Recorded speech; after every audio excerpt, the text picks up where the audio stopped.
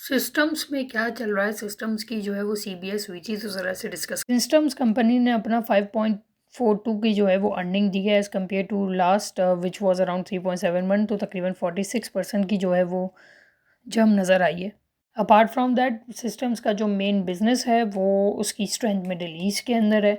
अब रीज़न देख लें तो पहले तो हायर टेक्नोलॉजिकल सर्विस एक्सपोर्ट्स हुई हैं, जिस वजह से आपके रेवेन्यू इंक्रीज़ हुए और कॉस्ट कम लगने की वजह से आपके मार्जिन जो है वो इम्प्रूव। दूसरा जो इन्होंने एक्वायर किया है कॉन्फिक्स की ट्रांजेक्शन को, उस पर उन्होंने बताया कि ये 100% जो है वो शेयर स्वैप है विद नो कैश ट्रांजेक्शन, और जिसका मतलब ये है कि जो कॉन्फिक्स है वो अपने वर्किंग कैपिटल को जो है उसके पास इनफ मनी है, वो सफिशेंट है, उसको रिटेन कर सकती है, और जिसका मतलब ये है कि सिस्टम कोई एडिशनल फंड्स नहीं देगा। साथ साथ एक और इन्फॉर्मेशन दे दूं क्योंकि जो कॉन्विक्स है उसका मेजर जो रीजन है सारी चीज़ों का वो यूएस और यूरोप है, और ये तकरीबन 10% कंट्रीब्यूट कर रहा है सिस्टम्स के रेवेन्यू के अंदर। फर्दर इन्होंने कहा है ये जो कॉन्फिक्स की जो पूरी ट्रांजेक्शन है ये कोड अप्रूवल स्कीम अरेंजमेंट के थ्रू होगी, 3 महीने में लगेंगे, टारगेट जनवरी है। इसमें मज़ीद जो है ये 3.8 to 4% जो है वो इशू देंगे, शेयर देंगे सिस्टम्स के, किसको इशू करेंगे, इन ये कोर्ट वगैरह को ना, इनके सारे अप्रूवल के अंदर। फर्दर अगर कॉन्फिक्स की अगर आप फाइनेंशियल्स देंगे तो उनका मैनेजमेंट का ये कहना है कि इनका रेवेन्यू पर एम्प्लॉय जो है वो हायर है सिस्टम्स के एवरेज से,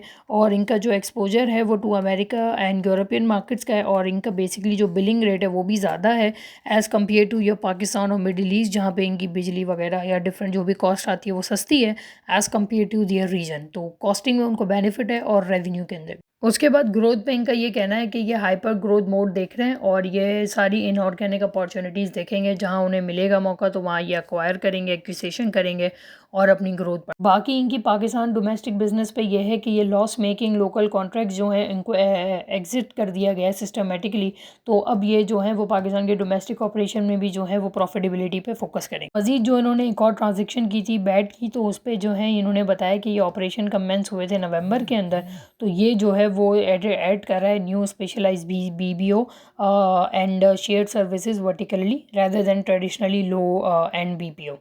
एंड लास्टली उन्होंने मार्जिन पे कहा है कि देखें मार्जिन को मूव रिस्क है इस चीज़ में कि करेंसी अप्रिशिएट या डेप्रिशिएट हो सकती है या वॉलेटाइल सिचुएशंस में, और राइस कॉज भी कर रही है जो कि आपके इम्पैक्ट पड़ सकते हैं आपके मार्जिन्स पे, और जिस वजह से आपके एक्सपोर्ट पे भी जो है वो प्रेशर हो सकता है।